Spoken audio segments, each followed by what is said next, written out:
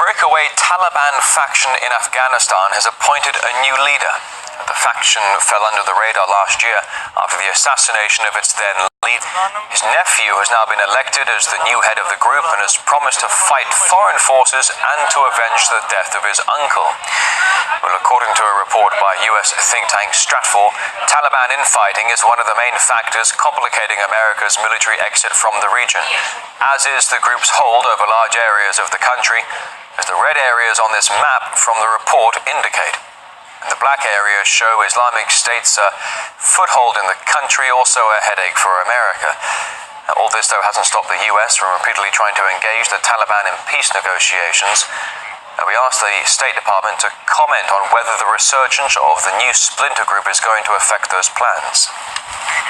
Anytime you've got various splinter groups emerging, that does make those efforts more complex, but that remains our overarching goal. Why do you think the fractioning is going to make it more complex? Reconciliation? Well, again, we could all provide our armchair assessment, but anytime you've got a splintering of a group, then it's harder to get consensus.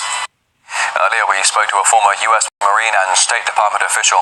In 2009, Matthew Ho became the first American official to resign in protest over America's policies in Afghanistan. Here's what he had to say.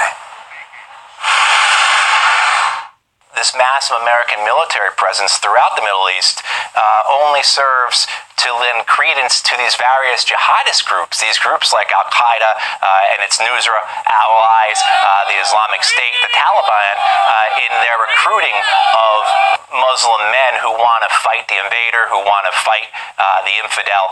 And so by not understanding the bigger picture, by not understanding the history, and by continuing to commit the same errors, through not just in Afghanistan, but throughout the Middle East, these wars just to continue to go on, again with, unfortunately, no end in sight for the millions of people that live in those countries. I resigned in 2009, and I just failed to believe the American policy was an objective, a policy that the objectives could be reached, or that it was a policy that was worth achieving. I saw our presence in Afghanistan as fueling the insurgency, and I saw our presence in Afghanistan as not doing anything to combat or diminish international terror groups such as Al-Qaeda. And so here we are 7 years later, and the war in Afghanistan continues.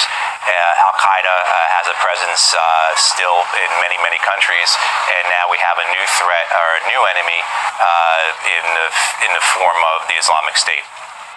Until several months ago, Islamic State was fighting the Taliban heavily in several Afghan provinces.